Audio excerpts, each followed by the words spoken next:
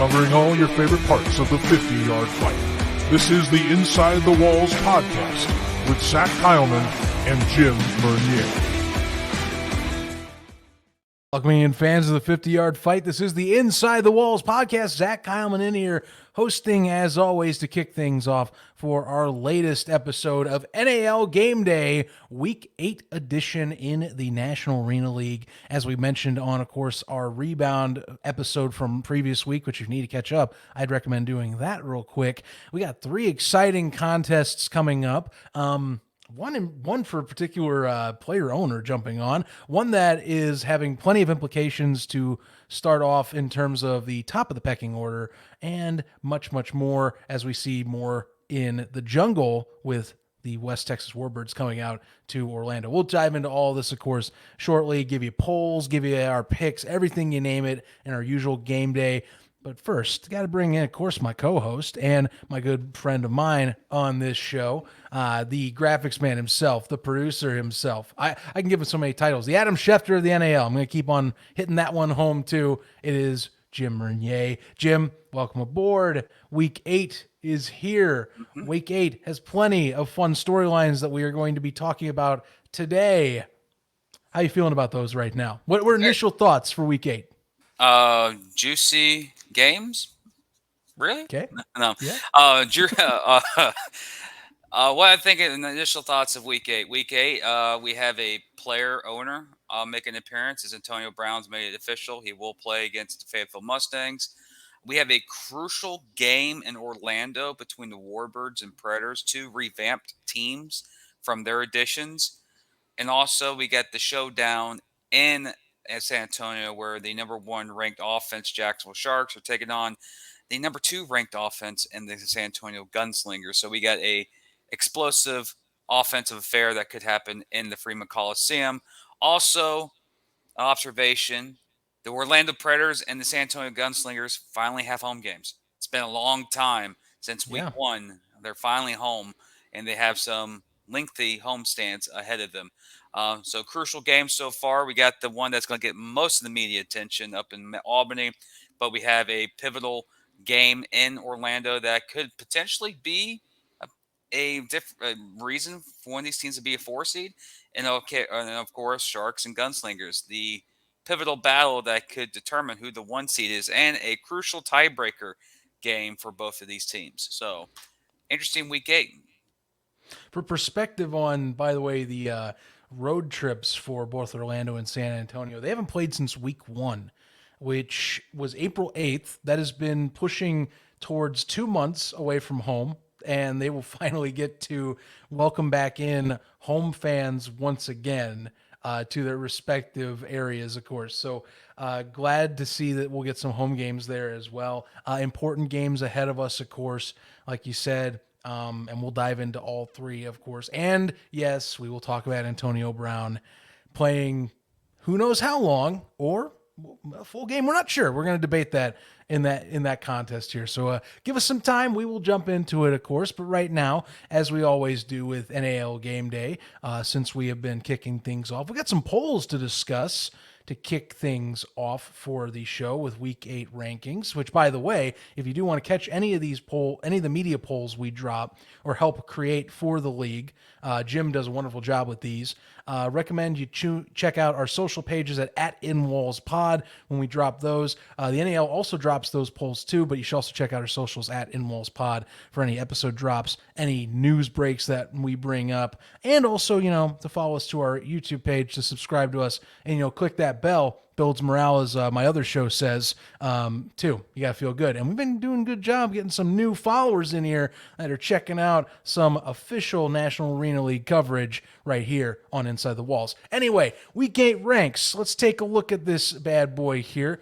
Bringing up the NAL coaches poll. So, honestly, not too much changing from last week. Honestly, I'm pretty sure it's the same poll from last week, just on a glance. Still got, and I'll make sure for audio listeners that I'm not like last week and botched reading off the lineup. But here we go. Top to bottom, San Antonio still kicking off the top. Carolina reaffirming their spot at number 2. Jacksonville definitely keeping their spot at number 3. Fayetteville sticking at 4, though of course we had some questions about them last week that we saw that made it a little murky. And then Orlando, West Texas, and Albany all staying in their respective 5, 6, and 7 spots. West Texas giving a good fight, of course, but not moving up because, well, didn't get a loss. Orlando on a bye. Albany also taking a pretty bad loss against Jacksonville, keeps them at the bottom of the pecking order. Not too shocked at NAL coaches. And to be honest, I think a lot of us were all in line with thinking of these rankings because the media poll that we vote in had the same exact order. Although, of course, we put in a little bit extra with the point system we got here that kind of reflects, say, like college voting for media polls. Fascinating thing, last week's poll, we did have 10 first place votes for San Antonio. We did this week have one person vote for Jacksonville, and to help my partner, it wasn't my partner that voted for Jacksonville. So we'll leave that one anonymous. But again, order same deal as the coaches poll: Gunslingers, Cobras, Sharks, Mustangs, Predators, Warbirds, Empire from top to bottom.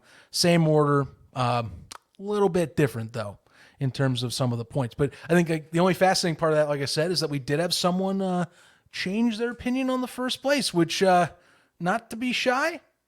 I'll be honest with you, Jim, if we can discuss this further, I can see why with Jacksonville's offense, why maybe someone does have to say, hey, wait a minute now, they're 3-2. But, if you catch someone on a bad day, it's going to be hard to catch them on a bad day at the same time and expect to slow them down for 50 points. And that seems even too high for even some losses. So, they have, let me double check something too before I get your response, because now I'm curious, just to confirm. Yes, they have not scored below 50 all year, which that is saying something. I mean, they have had 2 70-point performances this year as well. So very efficient offense, no matter who's behind center right now. Yeah, and the individual who picked Jacksonville might be judging this based on Jacksonville's offensive explosiveness. And if you look at the standings, they are plus 91 in point differential. 2 of the games they did lose were by 1 point. They were, of course, to San Antonio and the the Orlando Predators, but their wins are very lopsided. When they win big. And of course, I don't know how he thought why Jacksonville should get one of the first place votes. But if you look over the body of work of just last weekend alone, Jacksonville did look like the far better team last weekend compared to who they were playing. San Antonio was in a slugfest with West Texas, while Jacksonville basically had a little back and forth with Albany early before they put Albany to bed early in the second half. But again, that's just the difference, is that one first place vote. Everything else, the rankings are still the same from last week. The league I can say personally that we're starting to see some separation of the top 3 from the rest of the league. And now I'm thinking right now, if I'm looking for the rest of the league right now, it's the battle between Mustangs, Predators, and Warbirds on who wants to be that 4 seed. Unless Albany does a complete 180 from last couple of weeks narrative to be contention. Right now, I think it's a 3-team race for the 4 seed and a 3-team race for the 1 seed in the NAL as of week 8. It's going to be harder to, I think you're talking Albany in terms of trying to turn it around, but there is some separation. I think voting for us, if you were watching right now, you saw votes are definitely starting to become a little more split once you get past Jacksonville. And again, Fayetteville, I mean, we talked at length last week. It kind of comes down to some personnel decisions, I think, and just cleaning up some sloppiness. And maybe that's a few games are different. But, right now that there is a gap between the 3 and the 4 at this time that's starting to kind of form, at least how we feel the talent level, or at least the performance level drops. Because no offense to Fayetteville, they do have the talent, but the performance level absolutely takes a dip once you get past Jacksonville. At this time. And hey, Orlando can change. I'm with you. West Texas, they've added additions. They can change. We'll find out starting this week, of course, as of course Orlando and West Texas do face off. So, we'll see pretty soon who wants it a little bit more and But who's also, ready a little bit more. true.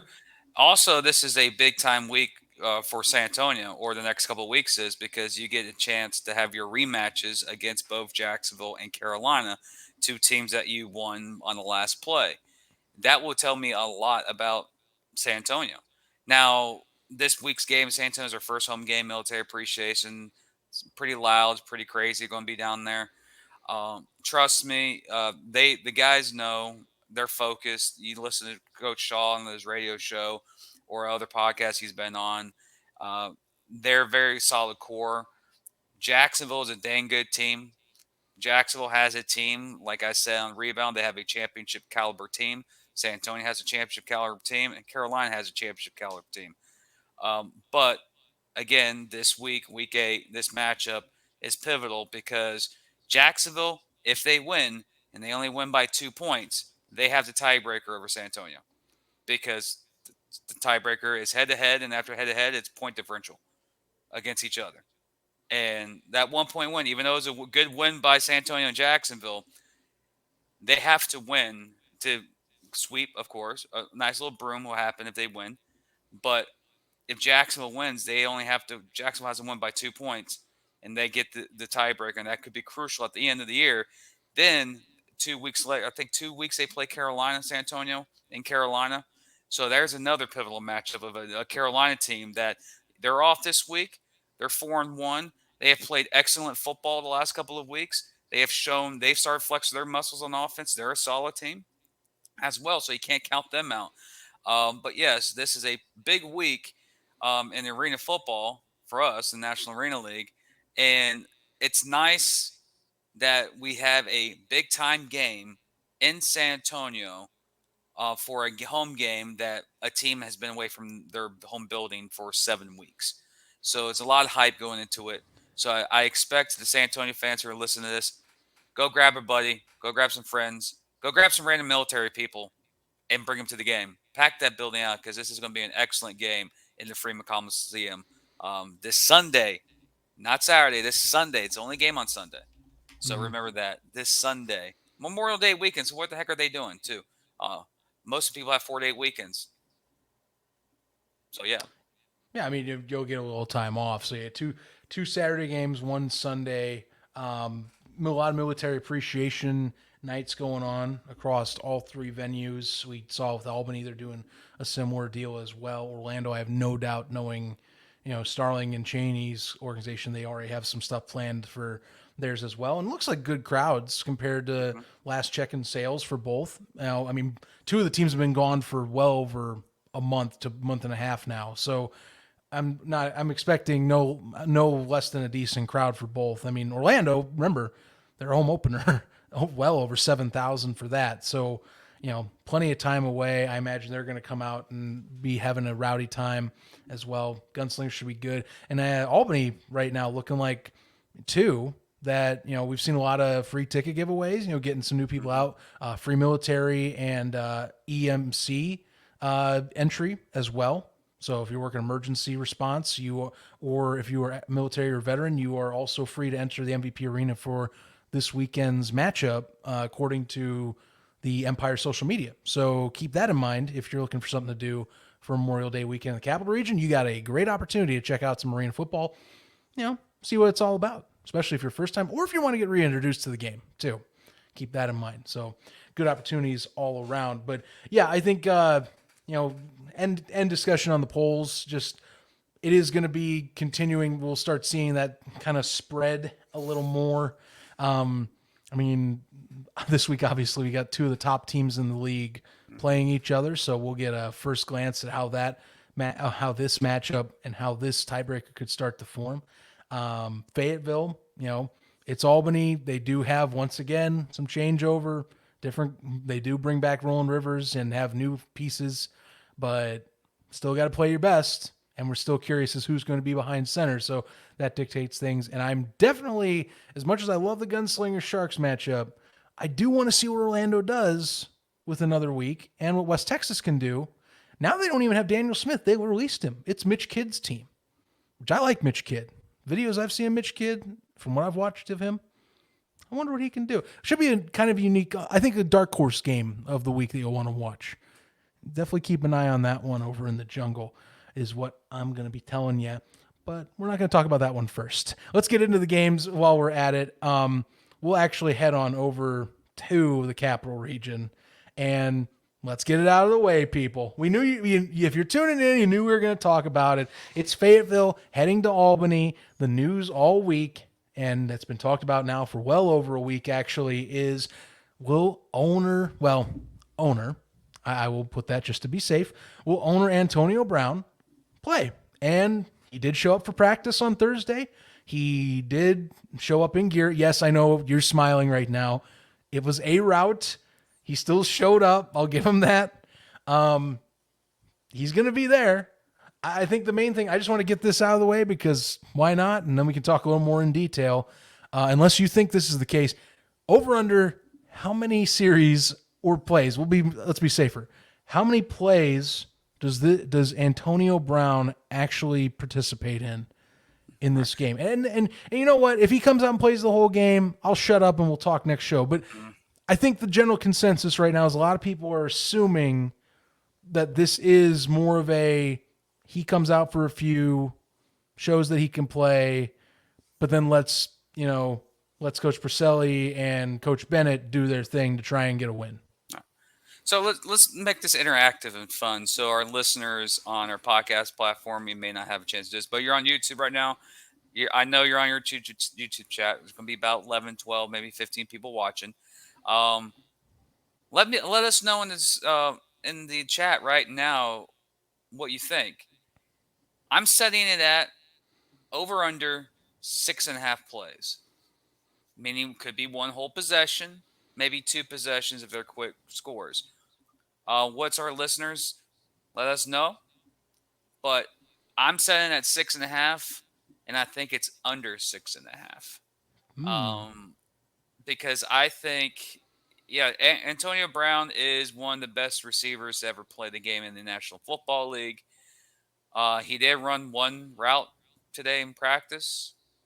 I don't know how game ready he is, but he is a type of guy who's been trying to get to the big 3-letter league in the National Football League. So there could be things where he can go out there, play 1 or 2 possessions, but also there could be a scenario where he doesn't want to play too many plays because if he's having a bad game, that might ruin his chances of getting onto an NFL roster. Yes, that is not crazy to think about. No, and I also want to compare this to your favorite college football teams. Yes, you blew out a team. Let's say Ohio State played. Let's throw a team, Youngstown State or some small school. You won't even say anything if it was a 72-10 game by Ohio State. It's Ohio State should do that. It should blow them out. But if that game is a 1-possession game in the fourth quarter, you have some issues. That's I'm seeing right there about Antonio Brown in this game. Will it give publicity for the league? Yes, it will. ESPN might be there. It might be crazy. There might be over 5,000 people watching the game on YouTube. I know me and Zach will. But if he has a good showing and gets maybe 2 touchdowns, he calls it a day, that's good. But if he goes out there and plays and overlooks the athletes on the field and goes out there and does a dud, then he's hurting his chances to get back in the NFL if he wants to go back in the NFL. So that's where I get the comparison about Ohio State. You take care of an opponent, no one really cares about. You should. But if you struggle, that opponent gets a bigger name. Do you want Fayetteville to shine even more? There could be a path that can happen. But the over-under is set at 6.5. To the fans who are watching us, let us know what you guys think.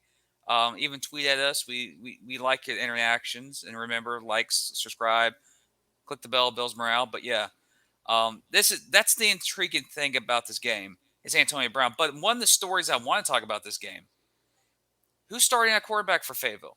Cato? Well, that's a bigger one, I think, than AB, because I'm with you on the fact that at max, I think he plays a series, Yeah. and then we'll see where that goes. I might say this might be something. I know Albany fans have been through it for a couple of weeks, but Fayetteville is the better team. They have the better roster right now. They're the healthiest roster right now compared to Albany. But is Cato starting? Is James Summers playing? Because Roland Rivers, when he did play in that one game against West Texas, looked pretty solid for a guy who had no experience in an arena game. It was clicking in the second half, so I do wonder if another game under his belt will help. Got to fully assume they're doing the shotgun again. Yeah. I have no confidence that they'll have him under center, given Ben Bennett let him do that last time. And Fabian looks like the Fabian that we remember back from the old AFL day. He was solid in Jacksonville. He wasn't the reason. But we look at Fayetteville, and honestly, I did this, ladies and gentlemen. Let me pop this up. It's some interesting stats. Wrong game. That's West Texas. Here we go. There we go. Fayetteville averages 46.4 points a game. Albany averages 48.3, which is odd, even though the record is a little different. But now that one I'll admit skewed because of the earlier yes. contest in the year. Albany averages yards per it should be yards per game. 473 yards, 473.8, which is fourth best in the NAL. But Fayetteville has the number one ranked defense in the NAL based on yardage at 422.4. So you have an average offense taking on one of the better defenses. We've seen Fayetteville have some great defensive games. They did in Orlando. They did it against San Antonio a couple of weeks ago. They slowed down San Antonio. The problem is their offense couldn't score against San Antonio. San Antonio's defense was doing just as good as shutting down Fayetteville. But even, this is overall stats. Fayetteville's 2-3, Albany's 1-4. And for the people who are listening on podcast platforms, Fayetteville averages 46.4 points a game, 414 yards of offense. They give up 422. Yes, even though it's more yards than their offense, it's also the least out of every team in the league. So they give up more yards on defense, but they're the best defense in the league by yards wise. The Albany's entering this game in this contest, averaging 48.3 points a game, 473.8 yards a game, which is fourth in the league, and they allow 535 yards a game, which is seventh in the league. And they come in this contest at 1-4, and they are 1-1 at home, and they're on their longest losing streak in franchise history of 4 games for the Albany Empire. So it's an intriguing game. Those are the numbers inside the numbers. Again, Albany still has a lot of question marks in this game. Roland Rivers. We saw him enter last against West Texas. We know Fabian Guerra. You have Young. You have some guys on that team that are Daquan Patton. There's another guy that they have some weapons there. Now for Albany is consistency. Like we mentioned on rebound, the fans want just a consistent team. But Albany has some issues. Now in Fayetteville, they got the weapons. The question is, who's starting at quarterback? If Cato is starting at quarterback, I see Fayetteville handling this game because they're a more experienced team. They have more of the weapons on offense, and their defense is pretty solid that could keep them in the game. If James Summers is the QB, I think it's going to be a very tight game. It could be back and forth type of actions, but that's still the major question is who's starting at quarterback for the Fayetteville Mustangs. I think if Summers plays, it muddies how this one goes. I actually have an opinion that it will turn into what Albany was against West Texas a few weeks back, where it's just going to be kind of who makes enough opportunities to score is what it'll be. I don't have a problem with James Summers. I think he's a very talented individual. I just, as we talked on rebound, if Rakeem Cato is healthy, and it isn't something that went way beyond team protocol or anything of that like, you play Rakeem Cato. That's how it should be. He's clearly the number one quarterback on that roster. With him in, Albany has much more of a heavy task of being able to compete because we know Cato can keep up with any other offense in this league. It's just that they sometimes tend to have one or two slip ups. A drive doesn't finish, an untimely fumble, that keeps them from being in that top echelon of rosters right now. So that's what I'm looking for. I mean, I think that's the biggest question of the game that really is deciding factor, because defensively, Mustangs do have the components to slow down Albany, and Albany's also still adjusting. This time around, it wasn't like that they got the entire roster stripped when they had to change out head coaches and everything. They still have Ben Bennett, so Bennett still can come in. Even with Porcelli coming in off a few days, Ben is there to guide the ship, in my opinion, as the guy that's going to be kind of that preliminary coach behind the scenes type of coach, because he's done it before. So you're going to lean on him a lot. He already has the offense there. He's going to get a quarterback that has 2 weeks. That's fine. Still newish guys. Mm-hmm. That's the whole deal. And again, the whole AB situation of how much is he playing? How much does it disrupt? If it does, does it help? Like I said, if he comes in and he comes out and is like a Darius Prince, catches a TD off a long bomb and scores a touchdown, everyone's going to lose their mind and will be like, all right, cool. They got a touchdown. But then, you see how long that goes. But QB battle, that's really the best takeaway that you brought up. And I think the one that everyone should be paying attention is, come beginning of stream, if we see number 12 out on the field, then we know. We see number 11, might want to hit pause, and we'll be in for, I think, a more defensive affair. But also, if AB does play, or if not, if he is playing and it depends on how long he's playing, that's going to motivate a lot of the Fayetteville guys, including. Oh, sure. It's a highly, how do I put it? Media He's a polarizing figure. There you go. Polarizing figure in the media that is a team owner on a turf field. No. That doesn't scream target on your back if I have ever heard it. And also, I guarantee there could be people from NFL organizations watching this game, and one of these guys, like a Kendrick Gaines, may go off, or a James Summers may go off. Tevin Homer, I can name them all. And one guy, we had him on the show a couple of weeks ago, Trey Long. He even mentioned it. Like, he's playing when we're going up there, and he had a low grin on his face. He's ready. I think, honestly, me personally, publicity, drama, everything off the field can be twist and turn to different narratives for different individuals. If you lean one way, they'll blame you for, being a homer, or being, not just being a homer. You're being a homer, you're being biased. You can't see the true colors. And if you go the other way, you go the other way and go, well, you're the reason why the sport doesn't exist. Like, that's all off the field stuff. When the whistle is blown, toe hits leather, it's football. And the better football team will win the game. That's it. Doesn't matter if you play 6 possessions or 5 possessions or 8 possessions or 5 plays or 1 play or 2 plays. If that 1 play results in a touchdown that helps Albany win, the headline will say in the newspaper, AB leads Empire to victory, even though it maybe just that 1 touchdown.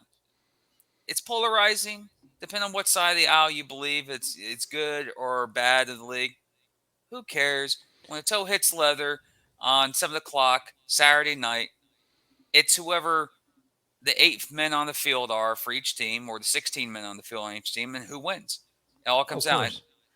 And it goes for Fayetteville, and they have the more experienced team, the most experienced coach, most experienced quarterbacks. Because they do. They got 2 quarterbacks that have more experience than Roland Rivers. They really do. I mean, yeah, I know I dig on Summers not being the optimal choice, but he has played more QB than Roland Rivers in this sport. And the deuce machine, Maya, he's kicking deuces now, so that's a benefit. And now he's going to play in arena where you don't have to worry about a jumbotron. That's good. So there's a lot of things leading towards Fayetteville's way. Albany, it's still consistency. Can we have consistency? Can you improve? Can you get the Jacksonville loss out of your head? And can we have a team, play a entire game, even with the owner, execute the game plan, be competitive, and probably win the game? I'll tell you one thing. This game has drawn a lot of social media buzz, not just from those talking about AB, but like those wanting to follow the Empire. Like I follow their Twitter account. They've had plenty of engagement on Twitter as of late, Facebook, Instagram. I mean, do you realize Instagram they have over 55,000 followers on Instagram for that account. Now, credit, a lot of that was from previous ownership too, but 55,000 people like follow that account and they'll tweet stuff too. So it's getting traction for all things considered. But I think honestly, it's going to be probably closer than I expect. If Rakeem's in, that'll complicate things for Ben Bennett, for Porcelli and company. But I do think you're going to see similar to what Manas said when he originally came back his second time and said, we're going to just basically be aggressive and hope we get enough opportunities to score. I think that's all you're going to hope for. I think Rivers will build off his second stint, but I ain't expecting like it's going to click in. That's going to click in like you're a top talented arena QB, but it'll look better. Fabian Guerra being there will be better. Patton growing week over week, it'll be better. They have young receivers. Two of them, Rivers was working with that first contest he was in. And again, Guerra being there, Baby and Guerra, I'm so glad that he at least is a good talent that is staying even with a young QB like that, because that'll cure so many woes. You can throw a short route in the flat, he can get you another 15 yards down the turf. You can throw it deep, he's a speedster, you can pick that off. You got a kickoff return, he's a damn good kick returner. He can bring that back. So that is a great weapon that they at least retained. And then Justino being there still too, they at least have a reliable kicker on that side as well. So there's pieces, but Jonathan Bain being gone, some of the turmoil, consistent week. We'll see how this goes. We'll chat about the pick on the other side, but maybe we're hinting at something, maybe we're not, but watch that QB position for the start of the game for Fayetteville. That really will, I think, determine how the workflow of this game will go, just like Jim was mentioning to kick things off. Let's dive in. Game number 2, heading on over to the jungle. The West Texas Warbirds coming off a tough defensive affair. Really, really surprised a lot of people last week against the San Antonino Gunslingers. They get to start out with a brand new QB. Daniel Smith released this past week, so Mitch Kidd will be getting the start as they're heading over to Orlando, who were licking their wounds after a very tough loss heading to Carolina. They got an extra week off. We talked last time about Orlando, and you brought this up best, Jim, that it is a team that has a lot of talent but hadn't been around too long. They had a week off to work out the kinks with some practices. Damon Ware does know how to work with these talents because he was in Albany with a lot of them, along with Joseph Hess. Hess gets a little time to sit away. Obviously, we'll have that bit of discussion, although as long as the injury isn't too severe, I would believe Hess would be still starting, but otherwise they'll work with whoever is more capable to start, and they'll have them both ready to go, at least game-wise. How are you evaluating this? Because, on paper, again, I do see the Preds overall as the more, I would say, talent name-wise on paper team. But there are pieces in West Texas that you go, oh, yeah, I like Savante Davenport. Trayvon Shorts, he's been playing great. Mitch Kidd, and again, I like Mitch Kidd because I saw what he did in the FCF. So they are moving away from Daniel Smith, but Kidd does have arena experience. And some good and some decent one at that. Yes, the FCF's not exact arena per scale, but it's still 50 yards. It still gives principles of kind of escapability like we've been seeing in some QBs, and he does have an arm. So they got pieces. It's just more about stuff that is trying to find what gels, that project car mentality we were talking about in last rebound episode. How do you view this? What is a key that you instantly gravitate towards? I think I know what it's going to be, but what is your key?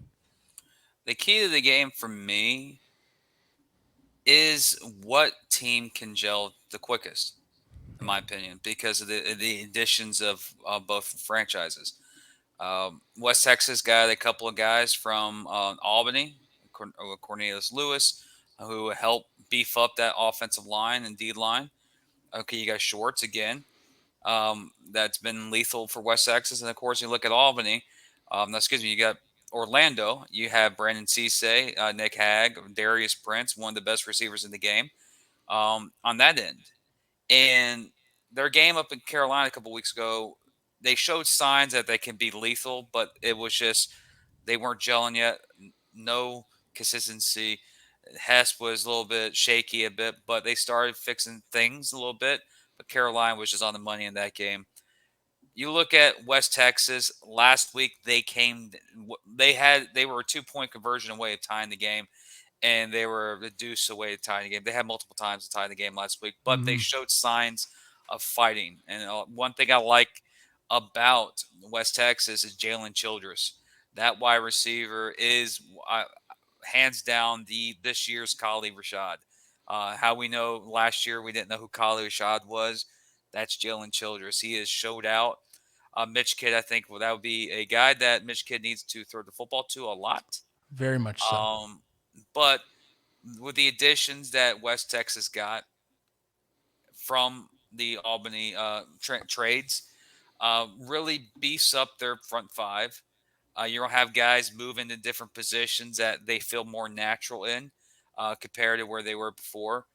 And Coach Tate is getting this West Texas team is getting better and better and better each week. And that's what you like to look at a coach to see if in a team, not a real team. You can see how the team is represented by their coach and how their style is by his coaching. That's what Tate's been. Each and every week they're getting better. They're finding ways to stay in close games. The saying in football, you lose big early, then you lose small, then you win small, then you win big. They're right now in that lose small area. They're going to eventually find their way. We had a couple of colleagues talk to us recently saying that West Texas reminds them of San Antonio from last year. How San Antonio earlier season was losing close games, a couple of losses, but they found a way to win one game randomly. Then each game after that, they started winning close ones, and they'll start winning big ones.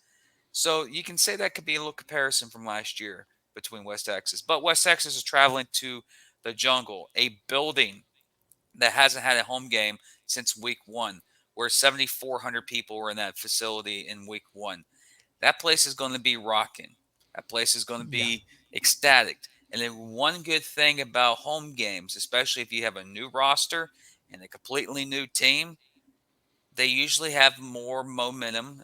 They gel more. They have more consistency. They feel looser. There's no pressure on them when they're in their own building.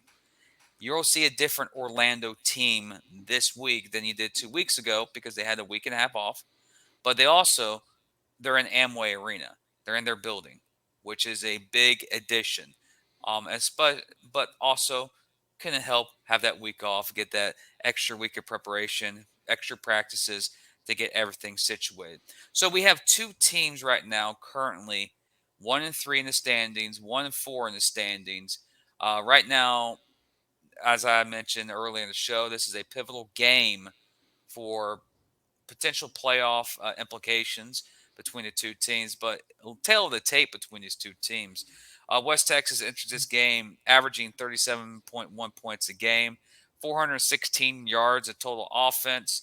They're sixth in the league, and they have given up 522 yards per game. That's sixth in the league as well, with a record 1-4. Orlando enters this game averaging 42.2 points a game. Offensive yards per game, 484.8, which is third in the league, and they allow 515.5 yards per game, which is fifth. If you look at that, and they're 1-3. If you look at the standings right there, this is the fifth and sixth defense taking on the third offense and the sixth offense. So you look at West Texas; they're both towards the middle and bottom of the pack in the offensive defensive yardage rankings, and Orlando is third in the NAL right now, going to take on the sixth defense this week. So those numbers show a lot about what West Texas is right now, especially in the standings. There's 6 in the standings right now too. So pretty average, pretty basic. Really, I can't really judge them now because of all the new additions they had over the last 2 weeks. But if you look at a lot of West Texas's numbers, a lot of the numbers are from the first couple of weeks of the season, not the last 2 weeks. So those numbers kind of are inflated from the first couple of weeks of the season. Same with Orlando as well. Their numbers are inflated because of the 2 games early in week 1, 1, 2 against Fayetteville and against the Albany Empire. When, ironically, that's when Albany had all of the guys who are currently with Jacksonville, San Antonio, and Orlando, and West Texas. So completely rammed. So those are currently what the standings or stats are for those 2 teams entering Week 8 in the pivotal matchup in Amway Arena. So far, as you can tell too, West Texas has had to rely on not hoping, but keeping games close, keeping it, I would say ugly affairs, making sure it's low scoring, because the offensive efficiency has not been there whatsoever all year. And I think until they can establish at least a little bit more with Mitch Kidd, or see what Mitch Kidd has on their plate, if they can establish a good protection scheme around him too, which is part of the reason why they brought Cornelius Lewis in a trade this week, is because though Kerry Starks is very much a dynamic defensive option, that is not the side they need help with right now. And they very much could use a guy like Cornelius Lewis, who's a veteran Ironman, OL, DL, that can be both a great, I would think, presence getting pressure on the quarterback and protecting the quarterback all at the same time. So they made a good move there. Also, Donovan Raspberry picking him up. That was kind of the undercard, if you will, of that trade. But it is one they need. They do need weapons. That is something that they have been looking, is who else can we throw to on a regular basis besides Jalen Childress after Pegram retired. And that might be the play. Raspberry is capable of doing that number 2 role if you give him the reps to do so. But yeah, a lot of stuff on the horizon to kind of see what Warbirds team we're going to get. Because right now, it's mostly been low score affairs all season for them. That 62-point put up against Carolina feels like a distant memory at this time of year. It's almost wild that they did put up 62 against Carolina. I've been shocked to think about that in recent weeks, but that's just how it is. Now that might change again. Mitch, I have a lot of hype in Mitch, but you are going against, if we know Damon Ware, and Herky did do a great job getting these guys prepared for Jacksonville. They have a bye week. I am fairly certain they are not going to look the same as against Carolina. No. And as it's Joseph Hess starting, I don't expect back-to-back poor performances. At least I don't think so. I didn't expect it against Carolina, but we did see it. And I fully don't expect it this time against West Texas, which should be a little bit more favorable for you to kind of settle in and get used to your weapons in a second game. Carolina, I'll admit, that was a tough go for a team that very much is on the up and comings, if you will. So I get that. This one should be a little easier to say the least. Not saying it's a win. I'm just saying that if you're Orlando and you're getting a home game and you're getting against West Texas, who's also figuring things out, you got to be happy that at least that your opponent is also trying to tinker at the same time as you. You just got to, like you talked about, hope they're gelling. You're gelling better when you walk into that building on Saturday night. Yes. I think it's the key of how both teams can get their new additions into the fold quicker. It does benefit when you're home. You don't have to travel. And in my opinion, is that this game is going to be one of those, this should be clearly a one-sided affair. This is going to be a one-possession game late in the fourth quarter, where we'll be like flipping our YouTube over from one game to another this game to see who's going to win this game. Because I think the additions of Donovan Raspberry and the additions of Cornelius Lewis and the additions of Trayvon Shorts over the last couple of weeks for West Texas boosts their defensive capability tremendously to compete with a lethal offense that Orlando could potentially have. with them. But also, a key thing I always want to mention to a team like Orlando or a team like back in the day Albany is Darius Prince is going to diversify the portfolio a little bit because Carolina started to find that out a couple weeks ago. Oh, they're only throwing the Darius Prince. Let's shut down everyone else, and that's how they won the game. They let Darius Prince do his own thing. For Orlando to be successful in this game, let your receivers, let Alani Outlaw go off, Clarence Williams go off, Rob Jones go off, let someone else go off, Prince Shinola, whoever, with Darius Prince. That's one lethal offensive wide receiver group. Jesus. But for West Texas, I know this sounds strange. I'm going to compare it to back in the day NFL when teams played against Peyton Manning. What did the opposing teams usually do? They ran the football and ate the clock. So Peyton Manning and that dynamic offense of the Colts was now on the field. West Texas, you need to do that. Going to Orlando, you need to slow this game down and run the clock and capitalize on each possession, but limit Orlando's possessions in that offense. They do have that option. I mean, Yes. as we know, we've talked at full length that they've got shorts. I think that, like I said, Kidd will probably get a few scrambles in.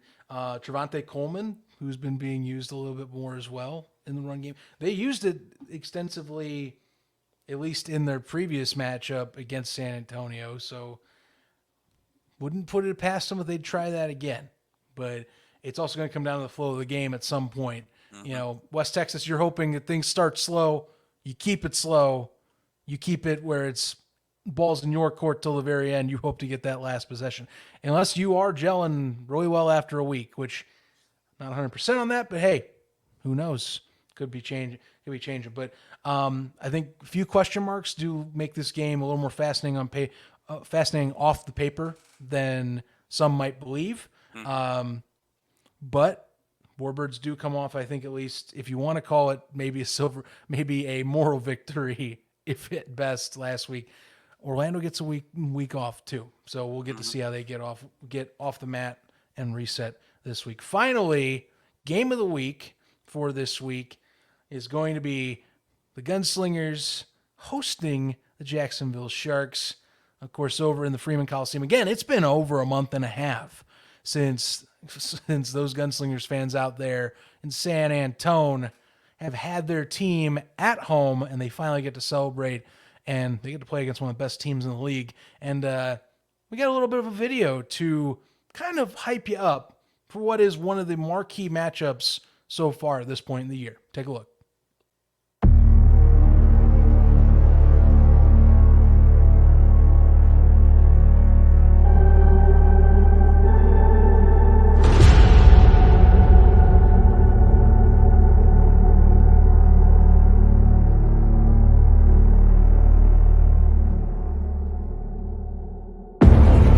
Nelson back to pass, looking deep on first and 10, has a man deep, and it's caught.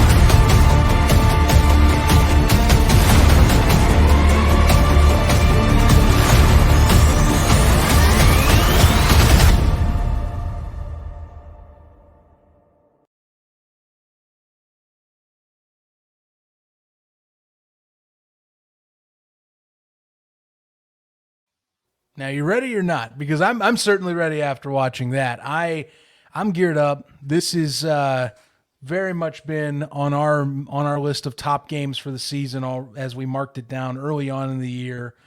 And again, it's second home game of the season for the Gunslingers. Long awaited return back towards the end of this month. Fans are probably going to be pumping in the action in there on Sunday. Lots at stake too. It's the ideal kind of send off to the week for two of the more elite teams in the NAL. Should be a blast. The words of Carrie Underwood. Ooh, Sunday night. Or not, Yes. or not NBC, but yeah. It is a marquee game of the week between the two teams. This is a rematch from a week 2 matchup where the San Antonio Gunslingers beat the Jacksonville Sharks by a missed extra point by a kicker that no longer plays for the Sharks, who plays for the Albany Empire. Sharks upgraded with the kicker this week, so hopefully that is not the reason this time around. But it's a pivotal matchup between the two teams. These are, by the stats, ladies and gentlemen, the two most explosive teams in the National Arena League. Jacksonville averages 65.6 points a game, which is first in the NAL. Wild stat. San Antonio averages 44.8 points a game, which is fourth in the NAL. Jacksonville averages 630 yards per game, first. San Antonio 489.6, which is second. Defenses points or yardage allowed. Jacksonville has given up 505.8 yards per game, which is fourth. With San Antonio 455.8, which is third. San Antonio is 5-0.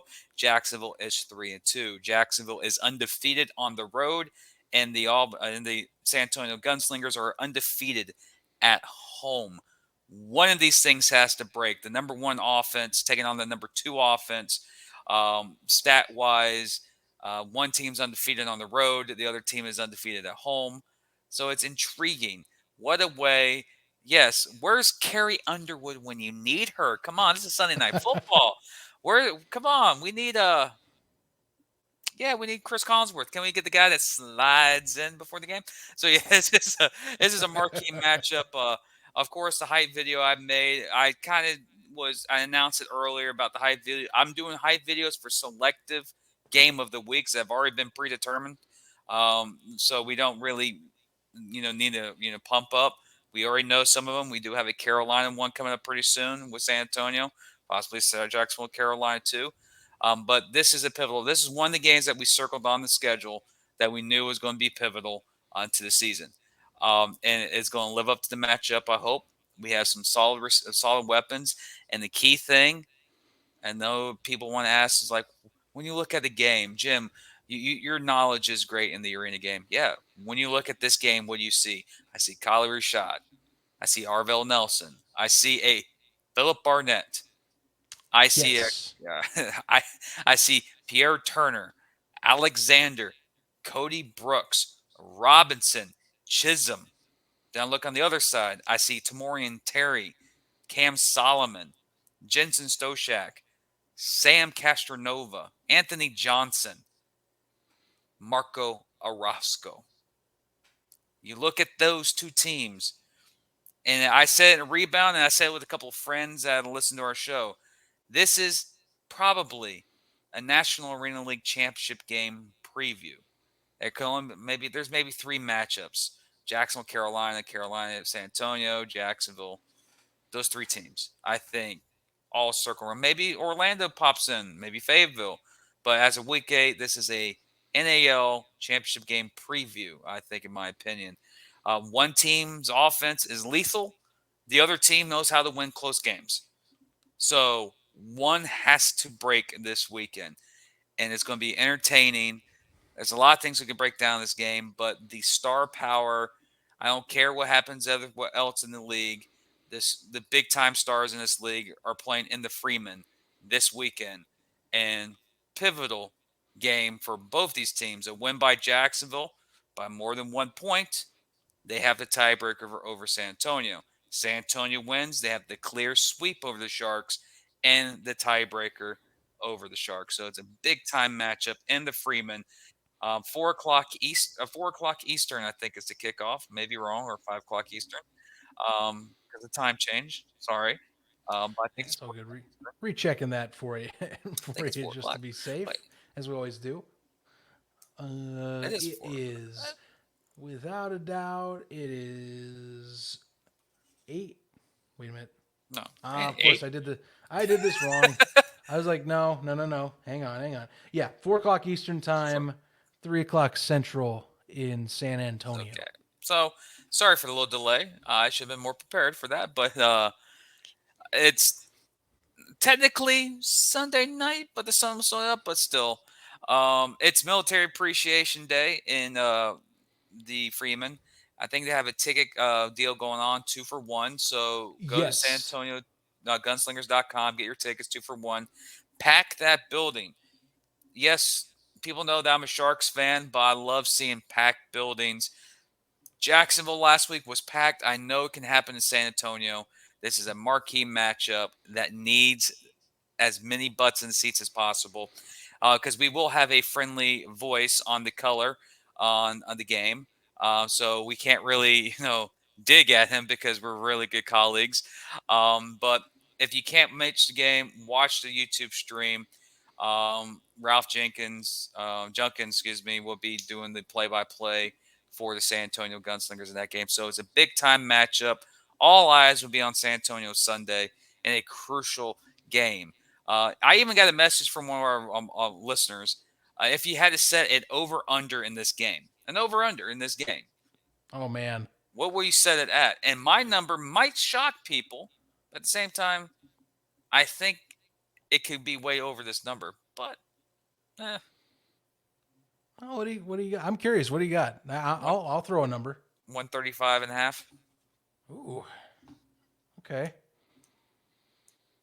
I think that's not too bad. I was going to go with 120.5. No. So I'm about 2 possessions more than you. So Yeah. because I Maybe think I'm this being game more, has that. I feel like I'm being modest. Although part of it's me rating. This is kind of betting on me seeing San Antonio pick up a little bit of steam, because that's my only worrying point. I'm glad, by the way, that the league did lift the suspension on Philip Barnett, because there were some folks that did point out some good points about that suspension. Yeah. And it's glad that we get to see best on best play at full strength. That being said, last two appearances by this Gunslingers offense, I got some questions. That's the thing. I really need to see a bit of a turnaround, because this is a Sharks squad that, last year with Arvell was on a tear, didn't have a defensive presence whatsoever, or at least it didn't show up for many games. This year, it's a different story. You got to play pound for pound, and if you are Arvell Nelson, Philip Barnett, Cleaver Shad, if you're on that other side, Pierre Turner, you got to play your A++ game for this one, because defensively, I imagine the Gunslingers defense is going to be a tougher out, of course, than what Albany showed up last week with that setup. But this is a team putting up 60 a game right now. It doesn't matter what defense you trot out there. They are putting up 60 a game. You have to put on your best offensive performance of the season. And it's got to come on Sunday, because, you slip up, if Arvell throws that expected one pick a game that we all know usually comes, because he is a gunslinger, pun intended, that can be devastating. Especially if Sam Castronova's on, which, Sam can be prone to throwing a turnover once in a while, but he's usually a lot more, to me, he comes off a bit more careful with the ball, and he has a lot more options to go at you that are harder to defend overall. It's going to be a tough one for them. They got to bring their A game. That's why I'm a little pushing lower on if I were doing betting odds. I need the Gunslingers to show up, is all. Well, usually the great stories of the past, David versus Goliath. This is Goliath versus Goliath right now. These are two powerhouses. This is the blue blood Jacksonville Sharks taking on the unbeaten San Antonio Gunslingers. The Sharks are notoriously known to be in these type of games, because that's for franchise history. San Antonio is learning to be in these type of games. They've been getting everyone's A+ game all season long, because they're undefeated. Once that that first digit gets more than that second digit and it continues to increase, that target on your back gets smaller and smaller and smaller. So you start with 7 targets, and now it's just that singular one, which is San Antonio. Last week's game, I watched it with a friend, and you can tell in the game that Arvell wasn't playing his A-plus game. He did throw an interception early, but San Antonio relied on their defense. Their defense is what really,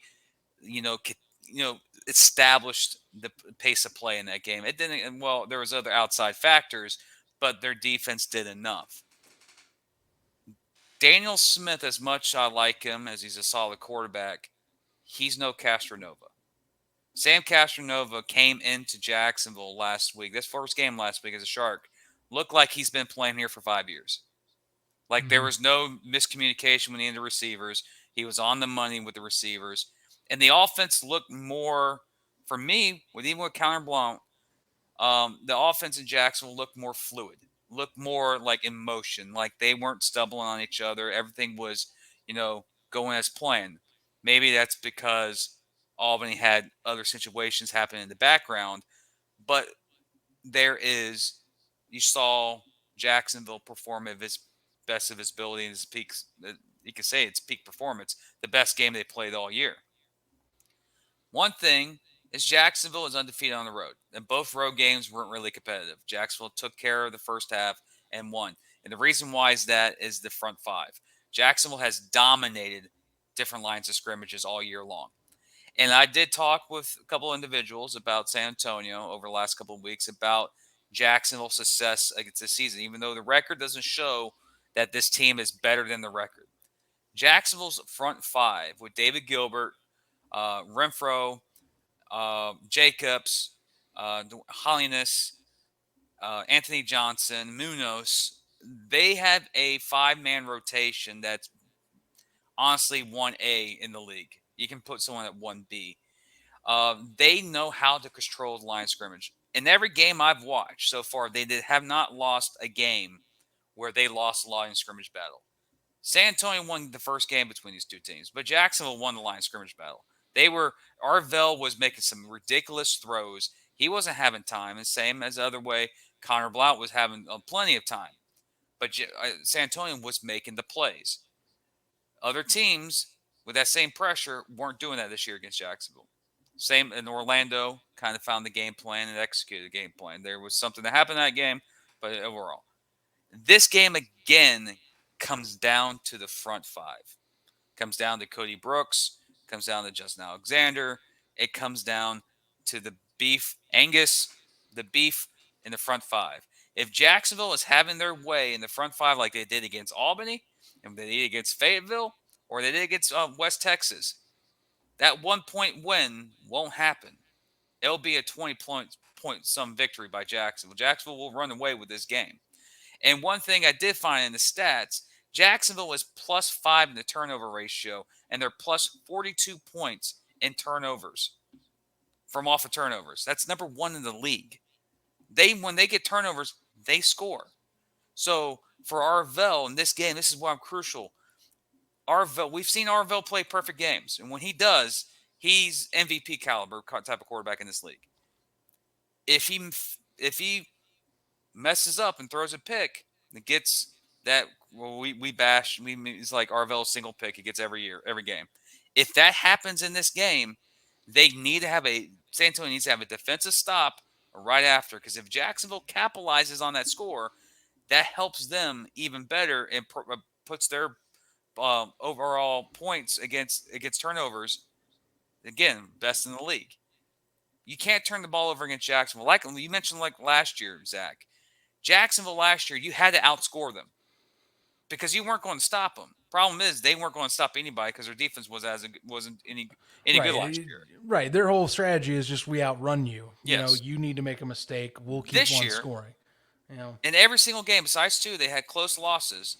And those 2 close losses, they had the advantage at one point in that game, and they failed to capitalize, and the other teams did. San Antonio came back from 14 points down twice in the game. And Orlando was down by 13 and came back and won. So there are chances to beat Jacksonville.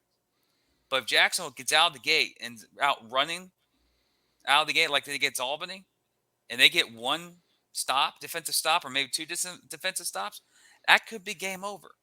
That's how Jacksonville offense is. But also at the same time, Jacksonville has a defense it could be at times very, how can I say it, shut downish. And there's sometimes it's leaky. It was leaky against Orlando and leaky against San Antonio in week 2 because Arvell was just throwing it deep behind Marvin Ross with Kyle Rashad was back there. That could still happen in this game. But my opinion comes down to Arvell Nelson. The last 2 weeks, San Antonio, even though they've won games, has not looked good winning at games, but they have won games. Jacksonville's had 2 weeks off, came back, dominated Albany, and from the people I've talked to and the players I've talked to, they're not overlooking. They basically have had San Antonio on the calendar since the first time they met. So Jacksonville's looking forward to this matchup. That's why I love how this game is going to be such an exciting game to watch, because these are, in my opinion, the 2 top-tier teams in the league. And I think we're going to have a showdown in Texas and a game that really exposes the arena game to its best ability with 2 premier organizations fighting it out in the game of arena football. But yes, it's going to be a crucial game. It comes down to what team, in my opinion, makes the first mistake. And that could be just enough for that team to win the game. Because these have 2 potent offenses that can go off any game, any year, whatever. You know what I mean? Yeah, it sounds about right. I mean, look, the Gunslingers, not to take away. I mean, 2 of their wins earlier in this season, and this is against an Albany team that wasn't stripped to the bone previously. Impressive win in Albany. Came back 2 scores behind 2 weeks in a row, and said, okay, now we're playing on our schedule again. And again, that team still exists. It's just that I want to see that team come back, because Fayetteville, I mean, again, props to Fayetteville. Honestly, you get a cleaner, I would say, performance, participation, drives, holding them to 40 was a pretty good feat, and it was within striking distance the entire time. West Texas, same deal. And credit, it was a slowed down game, from people had said, but, they made Arvell Nelson and company have to really fight for every yard. So this is where you and I are just sitting here and going, do we see that? Because it's going to have to be that way. It's just that simple. And with that, I think it's about time. Yeah. To recap what you just said, I can hear the San Antonio fans already. We already beat Sam Castronova when he was with Albany. Right. You can already hear them say, we've already beat Markel Quaid. We already did that. But the previous 2 games I've seen San Antonio play, they've had 2 possessions where they could have blown the games away, and they failed to capitalize. You do that against the Jacksonville Sharks team, you're bringing them back into the game. Well, and keep in mind, this is a different Sharks team even than their last time they faced off, And that's not to take away from Connor Blount, but you have Sam, who is coming in and is clearly, he's got the game on lock now. Yeah. He's got even more receiving talent, in Terry, along with Stoshak and Solomon over there. Markel Wade is a solid Iron Man 2-way player that is on that team that can make great havoc on both sides. They've got that imposing front 5 that still is there from last game too. And San Antonio's got a great line in their own right. So that's going to be one of the best battles of the weekend, is seeing how those front 3s face off against each other back and forth.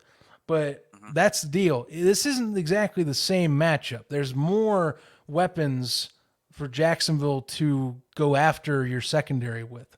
San Antonio hasn't really changed, but credit, they haven't needed to. They're 5-0. Honestly, I wouldn't do it either. But that doesn't mean we haven't seen the same team we saw in weeks 1 and 2, because I can't say that's the same performances or same. It doesn't look like the same squad. That's what I'm saying. I'm open to see that same squad appear against Jacksonville when the moment is most needed. But it is definitely a storyline. One of the greatest comments I've ever, not greatest comments, but one of the top comments I've heard about people who cover eating sports. Winning cures a lot of issues. Sometimes winning is just a Band-Aid over a lot of issues.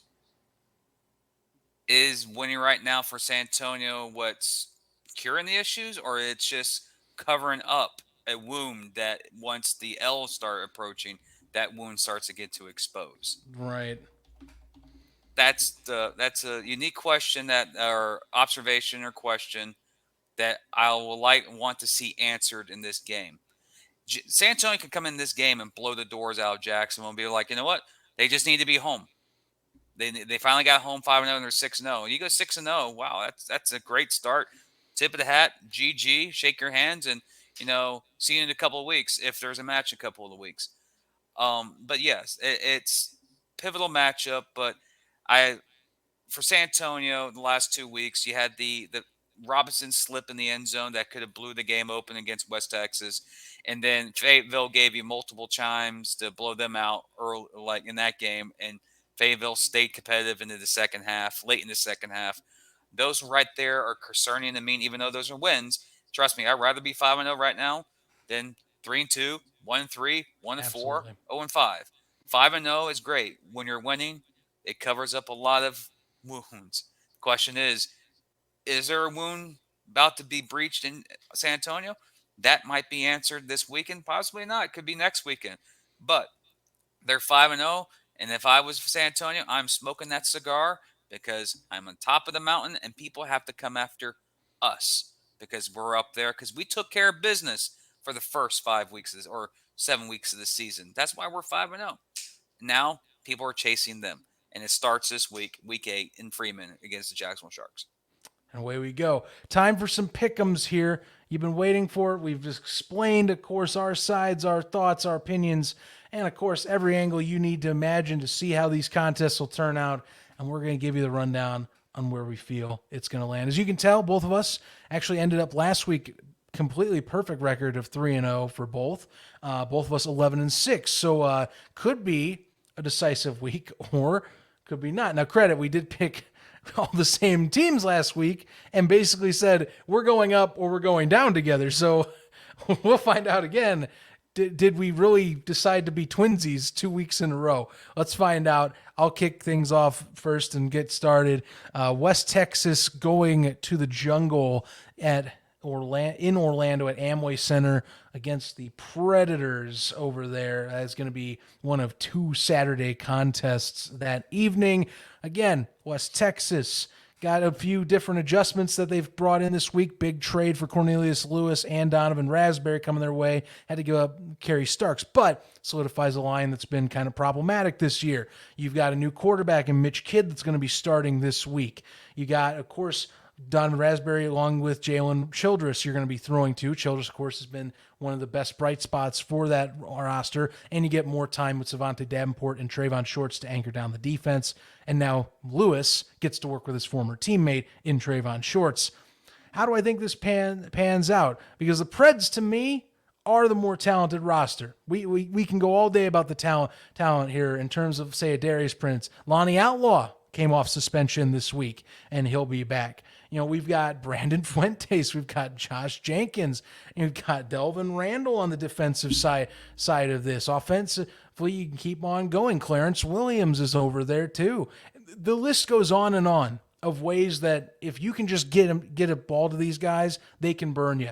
You know, even Desmond Maxwell in the backfield, as well. We can talk about Freddie Booth Lloyd on the defensive line. I can keep going. They have a very talented squad. The QB position is still the question mark right now if they can get things in order, if Joseph Hess is playing this week, or if it's going to be Jeffrey Legree. I think either case, I think the Preds walk away. I just find this team, I find it with an extra week. That was a flash frame. I'm sorry. The flash frame of him being like, oh, wow. Just looking at me. The extra week of preparation for Damon Ware's offense, coupled with the fact that, you get some time to heal up. They're not going to go into a second straight game with kind of a lame duck approach once more. I don't think you see guys like Prince Cisse and company do that. I don't see it. I see them come out. They're going home to the jungle. It's been a month and a half. These guys, even though they're newer, they get to go to a home environment that is a rowdy crowd out in the jungle, and I think they get a win. West Texas will put up, I think, a decent fight. but it's not going to be enough. It's still a project car out there in Odessa, but it's getting closer to being a solid looking drivable car. That's what I'm going to, and that's maybe comes off an insult. I don't know, but they are progressing in the right direction. Give me Orlando though. It's more talented roster. I got to go with the talented roster here. I think this is going to be one of the most competitive games of the week. I think it's the team who starts gelling the fastest will prevail. Orlando's been together now for a week and a half with their new squad. In Fayetteville's a couple of days. What do you think? Mm-hmm. Who's going to gel quicker? The team that's been together for a couple of days or a team that's been in for a week and a half? I'm taking the Predators at home in the jungle because of that. I just think they've already had 14 days of practice compared to 3 days of practice for the guys in West Texas. West Texas keeps us close. Dylan Barnos will hit a couple of deuces in the Amway Arena. And the Orlando Predators win this game. I think it's close. I think Orlando pulls away, but it's close. I say 6 points by the Predators in Orlando. That's something we didn't even mention, by the way, it's a kind of a unique kicking battle. Justin Lair taking on Dylan Barnos, still two viable kicking options that are capable of hitting deuces on a frequent matter when they get hot. So Barnos did it last game, by the way, against Carolina. So we should fully expect at least one of these kickers to get one all the way down range for two. Moving on, second Saturday game, and the one that, again, I think a lot of it hinges in terms of what game you're getting based on who Fayetteville starts under center.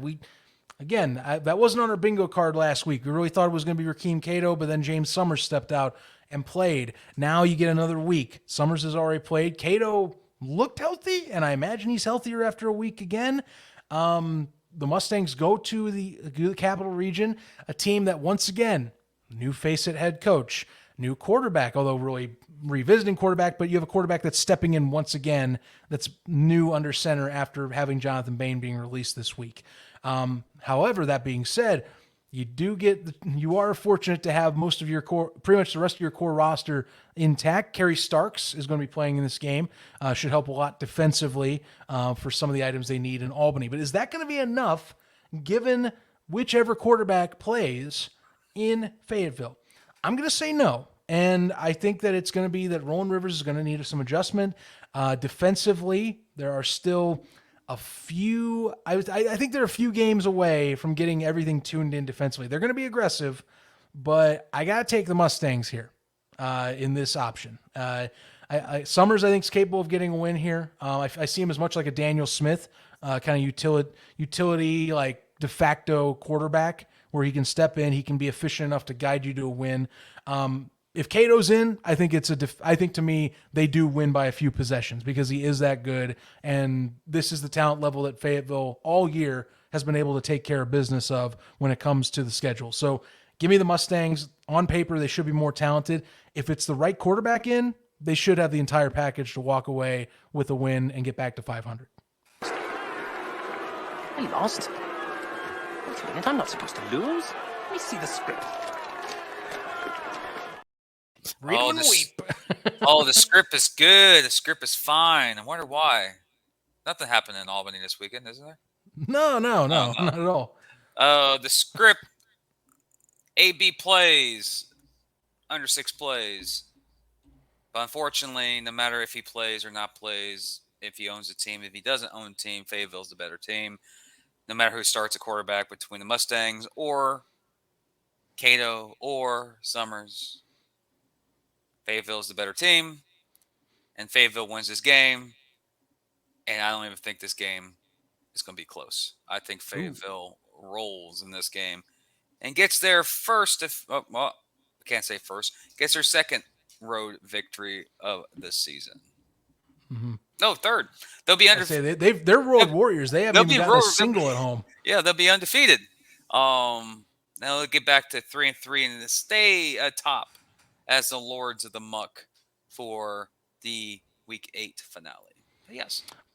Yes. Finally, game of the week. We are 2 for 2, you and I. Do we have a split? Now, this one, I think, I'm thinking there could be a split here. That's all I'm going to say. But what am I looking at? Again, Jacksonville traveling out to San Antonio, going to the Freeman Coliseum. It's been over a month and a half as well, similar to the Preds. Should be a good attendance there, similar to the Preds this weekend, in terms of just rowdy crowd ready to get back out and support their team. They've been doing a great job getting tailgate, basically doing meet and greet events and doing those live streaming events, watching the Gunslingers. I cannot wait to see them back in Freeman with that rowdy SA fan base. Thing is, do I think I see the same Gunslingers squad come in and take on this Jacksonville squad similar to how they played them earlier in the season? And my issue comes down to the fact that the Sharks have added a lot of upgrades across the board in recent weeks. I mean, Mark Orozco alone, you locked down arguably the best NAL kicker that's played this year. And the man has been gone for several weeks in Canada.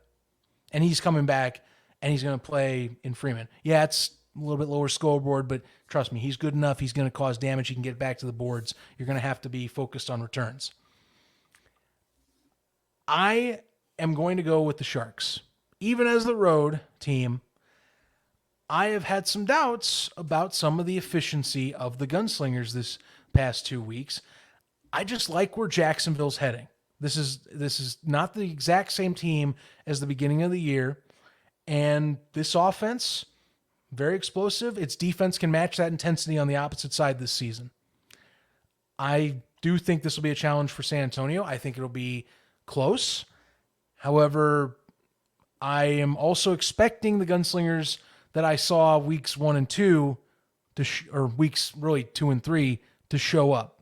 That's the version you need to beat Jacksonville, but I don't think it happens. I do think that Sam Castronova, along with the fact that you have this plethora of star talent, I think it does overwhelm the Gunslingers, and they take their first loss this season. Sometimes losses come, and sometimes you win.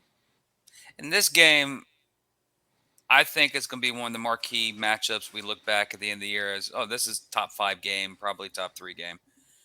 I expect a high-scoring affair. I think these two teams, they touched the 60s before. I think they can touch the 60s again in this game. Unfortunately, the concern for San Antonio, in my opinion, is the health of their kicker, Drew Pearson. He is injured. I did get reports that he did have a concussion. So if he's not 100%, you're going to have there's a chance where Jacksonville can steal a possession on you just by kicking deuces. And that could end up being the determining factor. Both these teams will get, in my opinion, 60s, 65, 62. It's going to come down to, again, good old San Antonio fashion. Last possession. I think San Antonio will have the ball this time like they did last time. This game won't go into overtime. They will have the ball. They will have a game-winning drive with Arvell Nelson leading the way to the 25-yard, 30-yard, whatever. He will lead the way for the San Antonio Gunslingers in this game. But this time, he doesn't get the touchdown. He throws his pick that he avoids. His singular pick of the game will be on the last possession, and the Sharks defeat San Antonio Gunslingers. I'm going to say 65-62. Well, we are certainly getting into a bit of a pattern here. Mm-hmm. This is We're 6 twinsies. in a row. We're twinsies. Yes. Again? Yay. Although that really does mean if we mess up this Sharks pick, that, I mean, God bless our Gunslingers fans, but they will be ripping us in multiple areas next week. I think I'll be getting a lot of them messaging me right now on Discord and our Twitter, like, really, you think that's going to happen? But I think this is the marquee matchup. For me, what's holding me back from picking San Antonio is the last 2 weeks. Jacksonville, ever since their new additions and from last week's performance, they look like this is a new team. I've been in that arena multiple times in Jacksonville and never been in such a loud building before. That building was crazy, and I think the additions of Wade, Tamor and Terry, Sam Castronova, and then Roscoe, Jacksonville has a championship caliber team. And if Albany's game was just a preview of what this team can be on its best game, and they didn't play their best game, they can be scary. In San Antonio, we've seen it. And for San Antonio, it's very hard to go undefeated in the season. You will have slip ups, and I think this is just the second matchup of 3 between these two teams. And again, I think it's coming down to a slugfest. I think it comes down to the last drive, and I think Jacksonville pulls away with the victory. And if you notice how I did the points in my prediction, they won by 3. So they win the point differential, 0.2, +2. But I think it's going to be a good game. And honestly, to the San Antonio team and the players and the coaches, they have a damn good team. They might go 11-1, and their one loss is Jacksonville. They're that type of team. They're pretty good. But honestly, there's a saying that goes, "You rather lose now than later. Get that loss out of the way and get reorganized, because you don't want to go into a postseason undefeated, because that's pressure."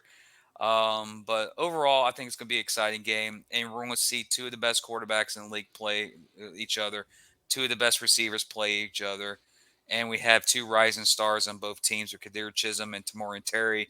So we have that there, and of course, you got the big boys down in the middle: David Gilbert, Shakai Holiness, Justin Riffro, Justin Alexander, Cody Brooks. There's so many big names in this game. This is what the arena football is all about, with the 2 marquee teams in the league showing them their skills on their own day. They're the only game where all eyes of the NAL community should be on, and that's in Freeman. And I honestly, as a Sharks fan, I'm picking the Sharks this time, but it's hard. I hate not picking San Antonio because they're such a damn good team. That's what's hard about this pick. But I think we're going to have a great weekend. Going to have some drama up in Albany with AB. See if anything gets exciting there. See if Fayetteville capitalizes. We have a pivotal battle for the Lords of the Muck between West Texas and Orlando. And we got the showdown in Texas between the Sharks and San Antonio Gunslingers. I think it's going to be an excellent weekend in National Arena League football. Follow our Discord, ladies and gentlemen. Me and Zach will definitely be on that Discord chat for the most anticipated game of the weekend up in Albany. But again, join easy community. Again, we don't stand for BS. You will be banned instantly. But come and join. We're a pretty good group of guys and fans, or ladies. Just love the game. Great week. Week 8's coming up. And for the fans on the YouTube stream, we're going to be ending it here soon. Don't worry. But yeah, 11-6 about that. We're 11-6 in Pickem. Yeah, we were 8-6 at one. I think when I was below 500. I think I was 4-6 at one point. So I'm on a pretty good streak here, sir. Yeah, you're doing good. So, I was gonna say you're doing pretty good. But also in our Inside the Walls NAL Pickem, Philip from Smoking Guns podcast leads the pack. He is 12-5, and there's like 9 guys tied for 11-6, which is pretty competitive for our poll in our Pickem. If you want to be in the Pickem, ladies and gentlemen, join. Just let us know. It's in our Discord. Put your picks in. You join. Maybe a little too late for you to compete for anything. But we still should be fun. I mean, it should be fun. But yeah, I'm good, dude. Week 8. Let's go. Week 8. Yes. I think that about covers it. By the way, as a reminder, details on Inside the Walls pod on IWBP Plus, we're going to call it that just to make it shorter. We'll have that out sooner rather than later here coming up. So stay tuned to that. Next week, I think, right? You're going to be dropping some details. Just trying to figure out a couple of things. But we're again starting to separate what tier should be what and get some names. So it'd be, remember, all the content that will be on our In Walls Pod Plus will be available on YouTube. You're not going to get away from the content. You'll still see it. It's just In Walls Pod Plus will be early access and a little bit more. Exactly. A little bit more. It's not required. It's just something we're bringing up. So no, it's not required. It's a little perks. But yes, just for perks. coming soon. Call it the super fan section if you like. Trust me, we have some. Or the very friendly fan, if you want to call it too. We can put it that way as well. Yeah. But yeah, we'll have details about that coming up next week. Follow us on social again at InWallsPod. We'll be dropping especially those items on there on our social pages, Facebook, Instagram, Twitter. And stay tuned, of course, to this channel here on Inside the Walls on your favorite podcast platform, or of course on YouTube. Clicking that subscribe button, click that bell, gets your reminders, builds morale, as we say. And yeah, catch you on the next one here. Next NAL Rebound for Week 8 coming early next week, earlier than this week. We should have it earlier come this time. It might, unless bearing any news that we have to hit pause and collect stuff on. Yeah, we will drop it early. Trust me, guys, it will come out during the week. We will always tell you if an episode doesn't drop. But until then, we'll see you on the flip. Enjoy this weekend's games. We'll be chatting it up, of course, on our Discord about it. Jump on and link in the description. And yeah, till next time, everybody. See you on Tuesday. Tuesday. See you on Tuesday.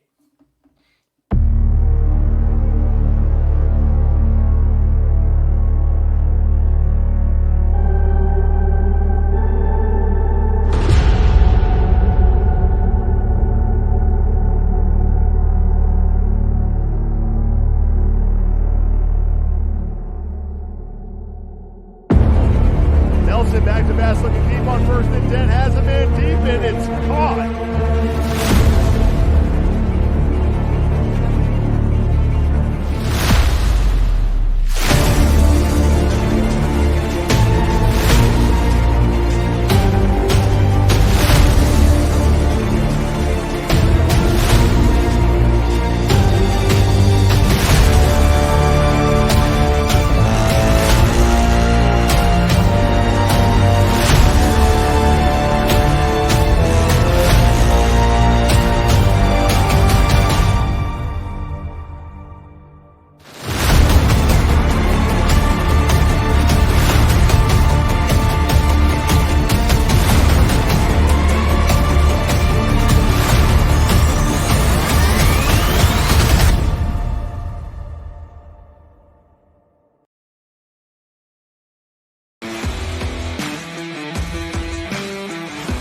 Covering all your favorite parts of the 50-yard fight.